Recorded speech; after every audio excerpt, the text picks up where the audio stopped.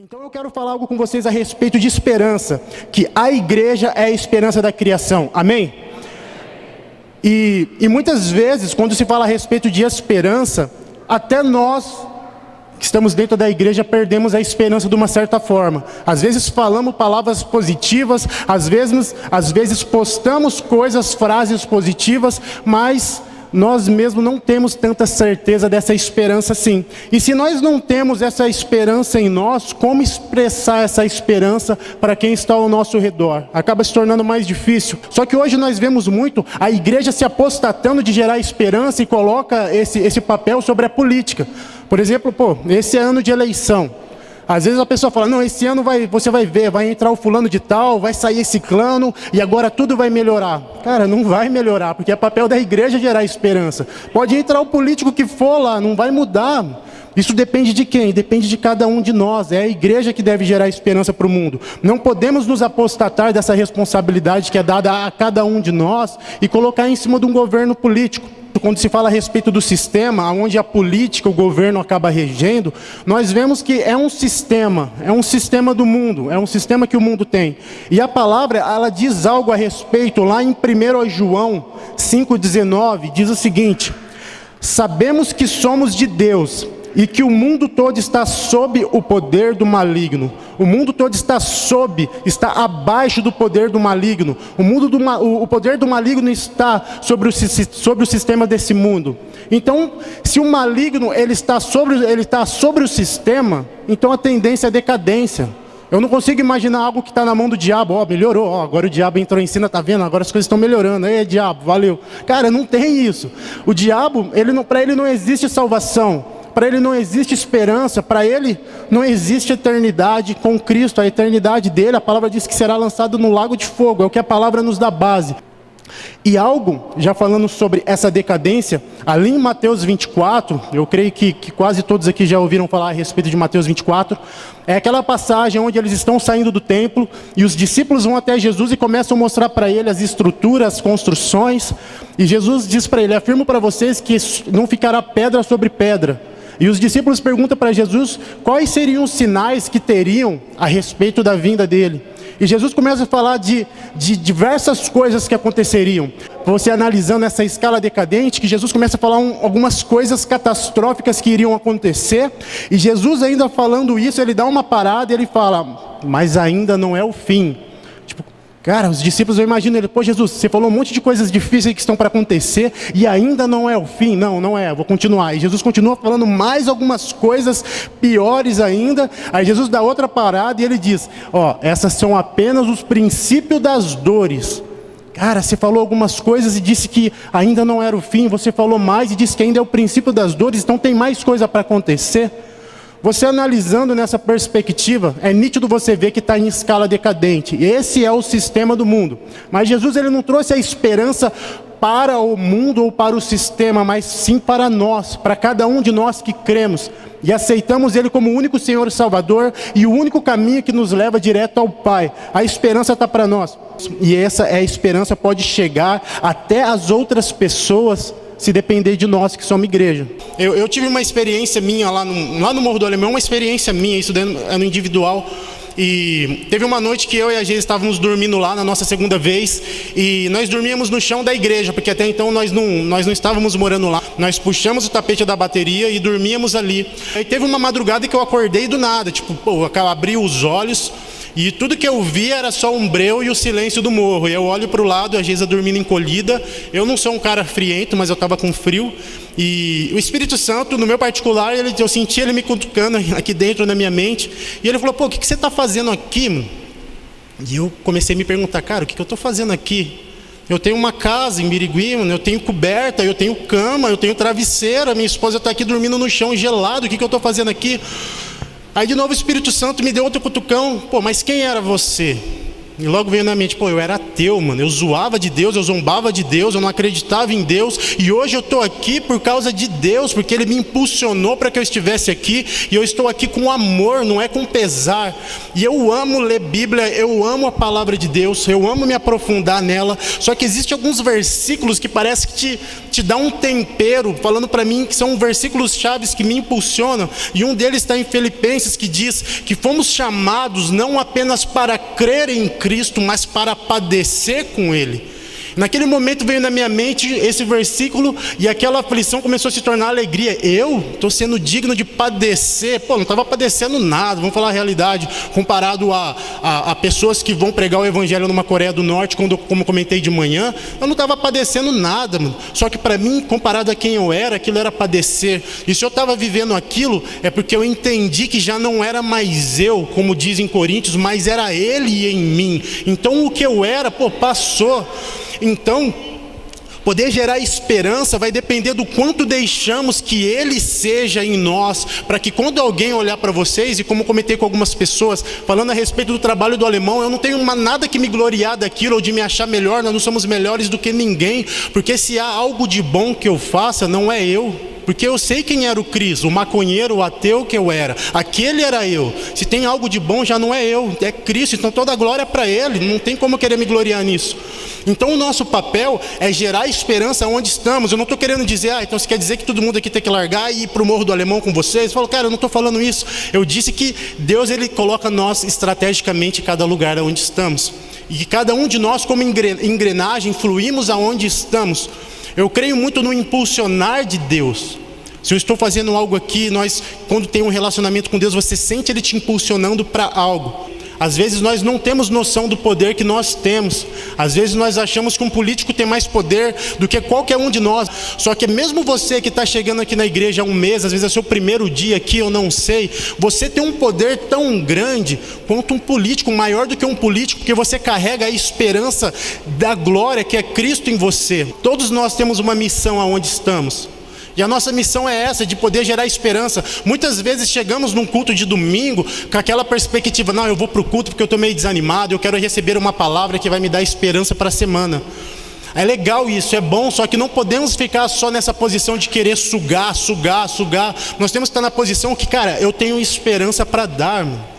Eu preciso entender que o evangelho não se baseia no que eu tenho nessa vida. Então, independente se eu tenho alguma coisa ou se eu não tenho, que nem Paulo, ele sabia ter, ele sabia não ter, porque ele entendeu que independente se ele tinha ou se ele não tinha, se baseava sobre a eternidade. E às vezes nós precisamos entender isso, que não depende daquilo que eu tenho, depende daquilo que eu entendo a respeito da eternidade, a respeito do caminho que Cristo traçou para que nós possamos caminhar. E essa mesma esperança nós devemos expressar para as pessoas ao nosso redor.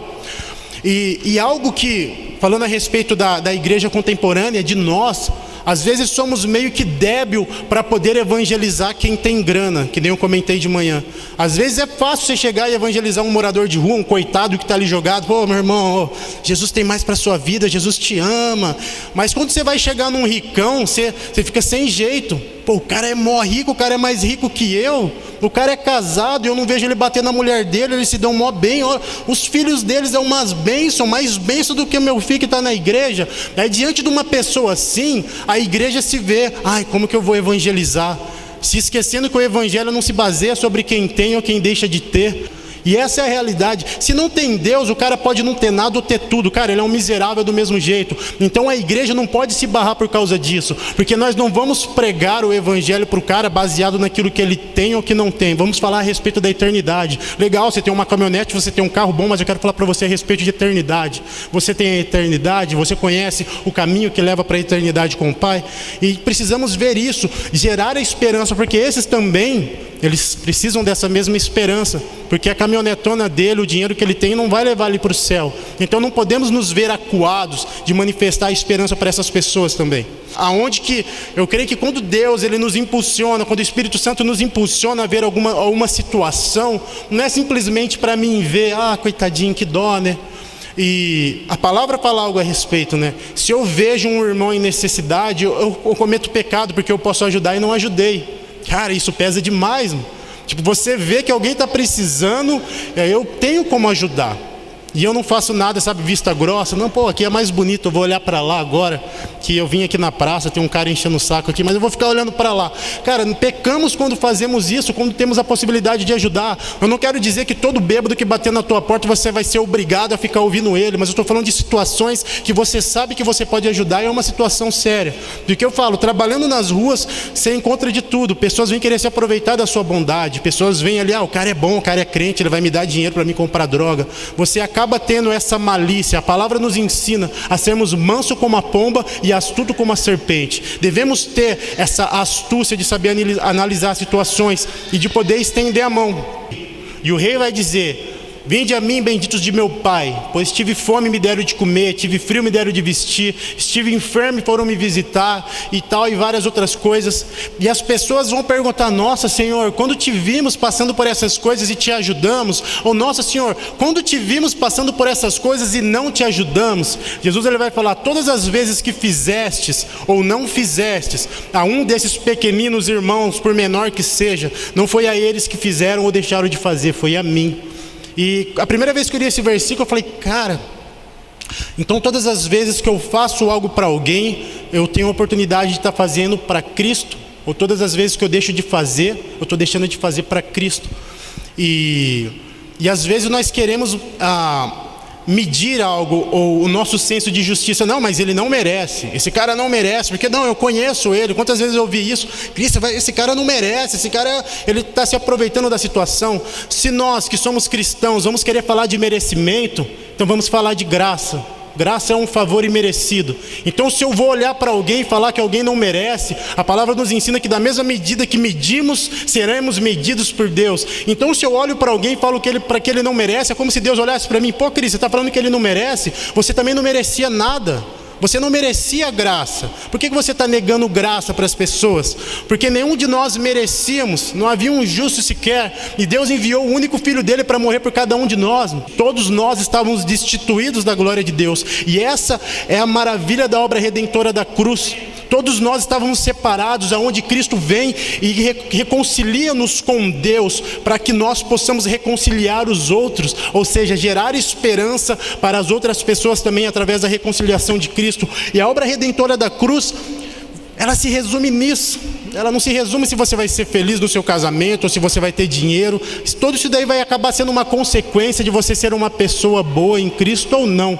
Se você vir a ter dinheiro, glória a Deus. Se você não tiver, e quando morrer não tiver nem dinheiro para pagar o teu caixão, cara, glória a Deus, porque você entendeu que a obra redentora não se baseia em nada dessa terra. Quantas vezes temos a oportunidade do nosso vizinho, ou pessoas que estão próximas de nós: a vizinha aqui, ela está passando necessidade, nossa, coitada, vamos orar por ela. E você está com alimento estragando lá no teu armário. E quantas vezes temos a oportunidade de ir lá? Devemos sair dessa situação cômoda, devemos fazer algo, gerar esperança para as pessoas aí fora.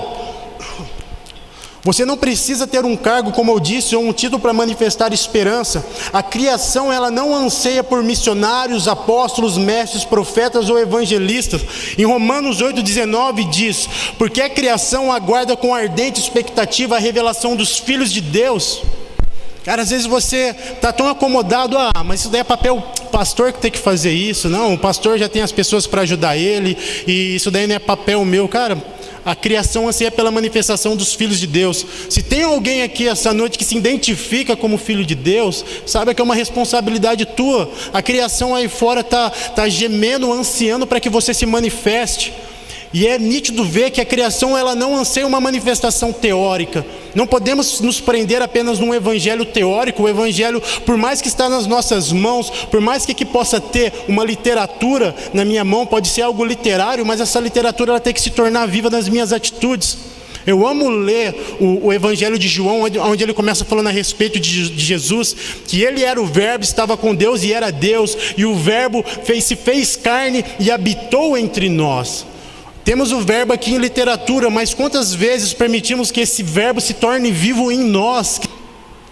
E algo que diz em 1 Coríntios 4,20, é outro versículo que eu amo demais, que diz o seguinte: o reino de Deus não se constitui em palavras, mas sim em poder. Vi esse versículo, eu não simplesmente li, mas eu amei ele. Eu falei: cara, eu tenho que começar a agir além das palavras, eu tenho que começar a gerar atitudes que demonstre esperança para as pessoas aí fora. Amém? Que realmente seja Cristo em nós a esperança da glória, para que possamos manifestar o reino de Deus, não só em palavras, mas sim em atitudes, e que as pessoas possam olhar para nós e desejar o Cristo que nós servimos, e desejar o Cristo que atua dentro de cada um de nós, através do Espírito Santo. Amém? Glória a Deus. Pastor?